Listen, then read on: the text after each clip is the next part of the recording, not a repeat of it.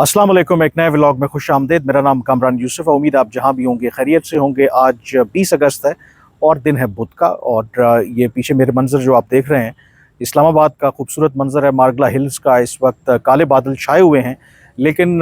जो इस दफ़ा मानसून सीज़न है, आपको पता है कि बड़ी तबाही मचाई है उसने। वो बेशक खैबर पख्तूनख्वा के इलाके हों, और अब पिछले 24 घंटों में जो कराची में इस वक्त सूरत हाल है,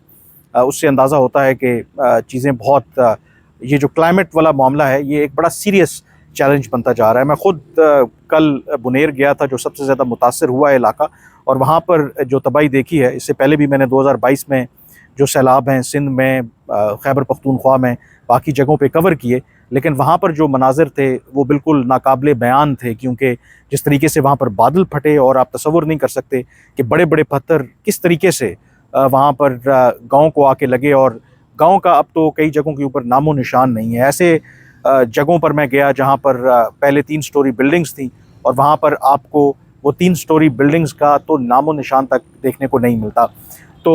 ये एक सीरियस चैलेंज है पूरी दुनिया के लिए, जो क्लाइमेट वाला मामला है, और शायद आइंदा आने वाले वक्तों में बाकी जो इश्यूज़ हैं वो पीछे रह जाएंगे, और ये जो इशू है वो डोमिनेट करेगा। अब जो बाकी इश्यूज़ की बात करें, जो ख़बर आपके साथ डिस्कस करनी है, आज इम्पॉर्टेंट दिन था। काबुल में बड़ी मुलाकातें हुई हैं। एक तो चीन के वज़ीर ख़ारजा वैंग यी पहले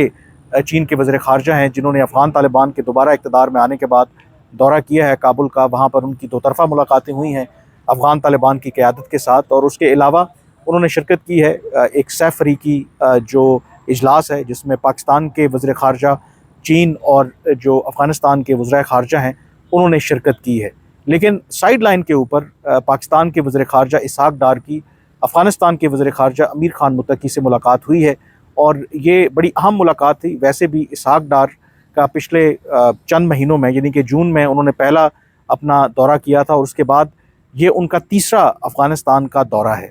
और इस दौरे में जो बायलैटरल जो मीटिंग हुई है, सैफ़रीकी जो इजलास हुआ, उस पर बाद में बात करेंगे। उसमें जो ओवरऑल डिस्कशन हुई है, एक तो पाकिस्तान और अफ़गानिस्तान में ने हालिया जो स्टेप्स लिए थे अपने ताल्लुकात को बेहतर करने के हवाले से, जो 19 अप्रैल को इसहाक़ डार जब गए थे अफ़गानिस्तान के दौरे पर, तो उसके हवाले से दोनों ममालिक ने सेटिस्फेक्शन का इज़हार किया, और जो स्टेप्स लिए गए थे उसमें कहा गया कि उस पर या तो अमल दरामद किया जा चुका है, या उन पर जो अमल दरामद है वो बिल्कुल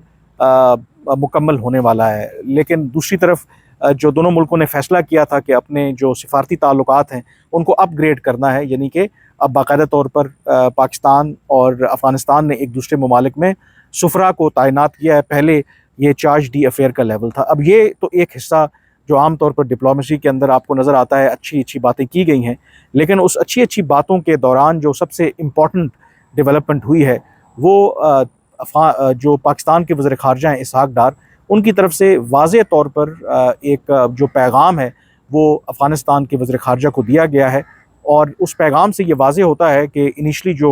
कुछ बेहतरी हमें देखने को मिली थी ताल्लुकात के अंदर, या जो दहशतगर्दी के वाक़यात में कुछ हमें कमी देखने को मिली थी, लेकिन हालिया दिनों में और हफ़्तों में दोबारा हम देख रहे हैं कि KP के अंदर बलूचिस्तान में दहशतगर्दी के वाक़यात हो रहे हैं, ख़ुदकुश हमले भी हुए हैं। और इसहाक़ डार ने, जो मुझे पता चला है, इस मामले को उठाया है बाकायदा तौर पर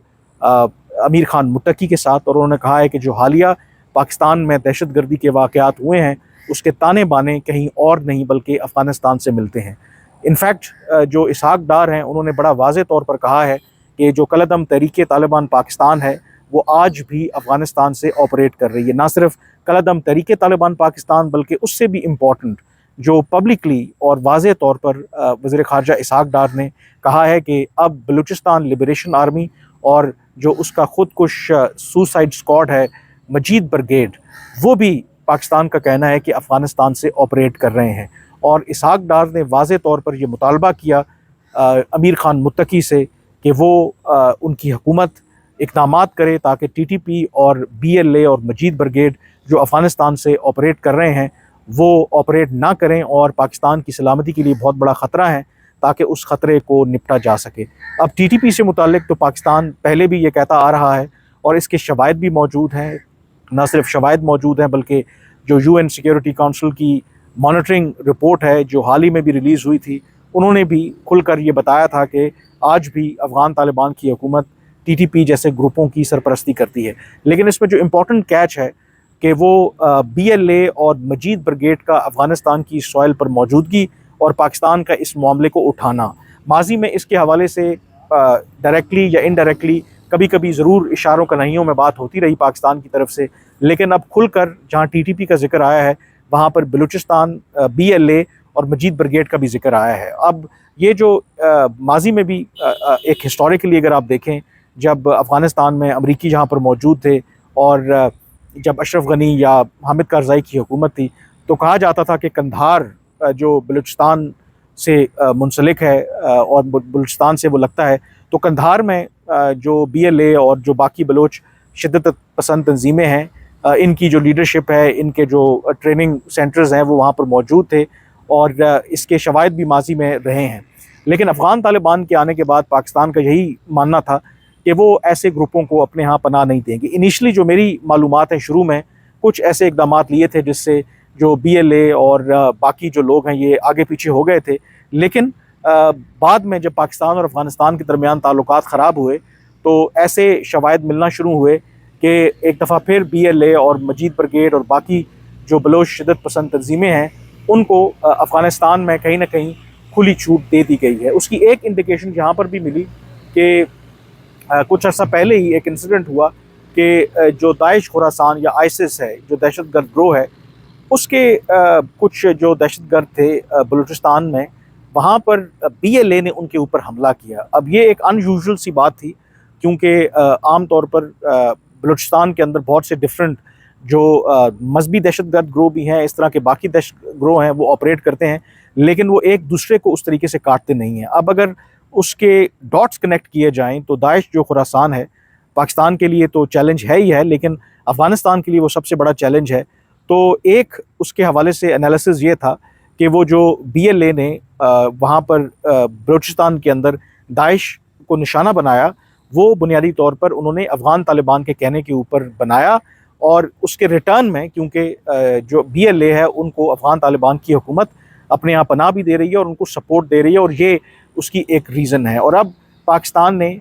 اس معاملے کو باقاعدہ طور پر ان کے ساتھ اٹھایا بھی ہے. اور دوسرا پھر جو بلوچ شدت پسند تنظیمیں تھیں، یہ پہلے خود کو حملے نہیں کرتی تھیں، ہٹ اینڈ رن جو اس طرح کے جو حملے ہیں وہ کیا کرتے تھے، یا کسی جگہ پر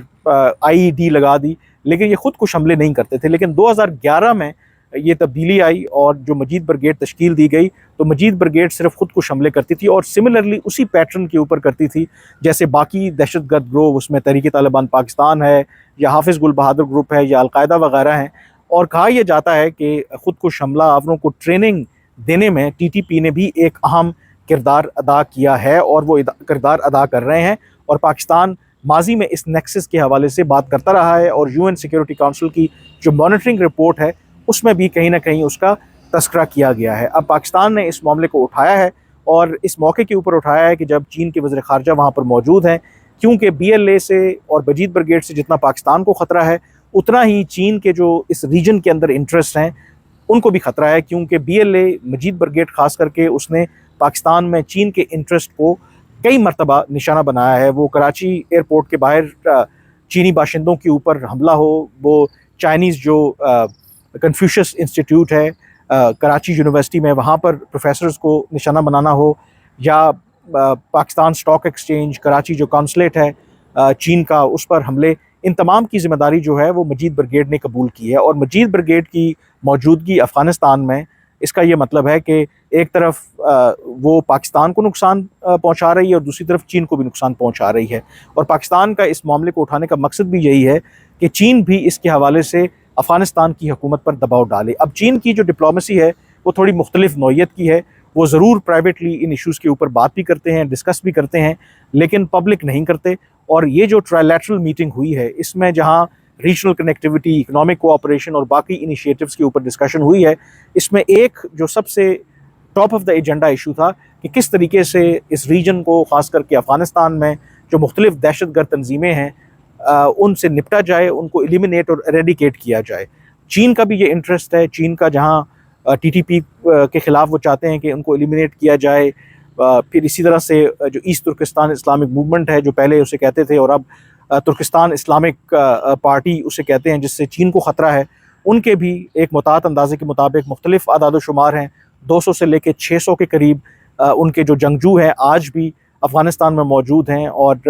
طالبان کی حکومت کہیں نہ کہیں ان کی سرپرستی کر رہی ہے۔ چین چاہتا ہے کہ ان کے خلاف بھی کارروائی کی جائے، اور پھر یہ جو مجید بریگیڈ اور BLA اور ان کی جو موجودگی ہے، آئی ایم شور کہ اس کے حوالے سے بھی چین بالکل نہیں چاہے گا کہ ایسے گروہوں کو کہ جو پاکستان اور چین دونوں کے خلاف ہیں ان کو اپنے ہاں پناہ دی جائے۔ پھر اس میں ایک تیسرا نیا ایلیمنٹ یہ بھی ہے، کیونکہ حال ہی میں امریکہ نے BLA کو بھی اور مجید بریگیڈ کو دہشت گرد تنظیموں کی فہرست میں شامل کیا ہے، اور اس وجہ سے پاکستان اب ان ممالک کے اوپر جو ڈائریکٹلی اور انڈائریکٹلی ان گروپوں کو سپورٹ کر رہے ہیں تو ان کے اوپر بھی دباؤ ڈال رہا ہے کہ وہ ان کے خلاف باقاعدہ طور پر کارروائی کریں۔ اب کیا کرتی ہے جو افغان طالبان کی حکومت ہے، ان کا اوورآل جو ٹریک ریکارڈ ہے، پاکستان نے ہر حربہ استعمال کر کے دیکھا ہے، اور اب پاکستان مذاکرات کے ذریعے ان کو انگیج کر کے، اور خاص کر کے چین کے کہنے کے اوپر پاکستان نے اپنی پالیسی میں کسی حد تک ایک رد و بدل کی ہے کہ چین چاہتا ہے کہ آپ جو بھی ایشوز ہیں آپ کے افغانستان کے ساتھ، افغان طالبان کی حکومت کے ساتھ انگیج کر کے اگر معاملات کو حل کریں گے تو شاید اس کے بہتر نتائج ہمارے سامنے آ سکتے ہیں۔ تو اب چین کے وزیر خارجہ، پاکستان کے وزیر خارجہ اور جو افغانستان کے وزیر خارجہ ہیں ان کے درمیان یہ سہ فریقی جو اجلاس ہوا ہے، اور اس میں جو میری معلومات ہیں پاکستان اور چین کی طرف سے افغان طالبان کی حکومت پر زور دیا گیا ہے کہ وہ ان دہشت گردوں سے چھٹکارا حاصل کریں، اور ان کو کہا گیا ہے کہ آپ کے پاس ایک واضح چوائس ہے کہ ایک طرف آپ کے سامنے ترقی کھڑی ہے، ایک طرف ریجنل انٹیگریشن، امن کا راستہ ہے، اور دوسری طرف اگر آپ ان گروپوں کو سپورٹ کریں گے یہ آپ کے اپنے ملک کے لیے اچھا نہیں ہے، اور پھر جو آپ کے تعلقات ہیں اپنے ہمسایوں کے ساتھ اس کے لیے بھی اچھا نہیں ہے۔ اب دیکھتے ہیں کہ افغان طالبان کس حد تک اس میسج کو سیریس لیتے ہیں۔ اوورآل افغان طالبان کے لیے ایک یہ ڈپلومیٹک سکسس اس حد تک ضرور ہے کہ چین کے وزیر خارجہ کا وہاں پر جانا ایک لحاظ سے ان کو لیجٹمیسی بھی پرووائڈ کرتا ہے، اور دوسری طرف پاکستان کے وزیر خارجہ بھی وہاں پر گئے ہیں، اور اس ٹرائی لیٹرل میٹنگ کا وہاں پر ہونا دیٹ شوز کہ جو بھی اختلافات باقی دنیا کے یا ریجن کے ممالک کے افغان طالبان کی حکومت کے ساتھ ہیں وہ ان کے ساتھ کام کرنے کے لیے تیار ہیں۔ لیکن کیا افغان طالبان کی حکومت خطے کے جو باقی ممالک ہیں، خاص کر کے وہ ممالک جنہوں نے افغانستان کے لیے بہت اہم کردار ماضی میں بھی ادا کیا ہے اور مستقبل میں بھی وہ بڑا ایک اہم کردار ادا کر سکتے ہیں افغانستان کے مسائل کو حل کرنے کے لیے، تو ان کے کنسرنز کو وہ کس حد تک ایڈریس کرتے ہیں، یہ میرے خیال میں ایک اہم نقطہ ہوگا، اور دیکھتے ہیں کہ جو افغان طالبان کی حکومت ہے اس کے حوالے سے کیا فیصلہ کرتی ہے۔ آج کے ویلاگ سے اتنا ہی، اب مجھے اجازت دیجیے، اللہ حافظ۔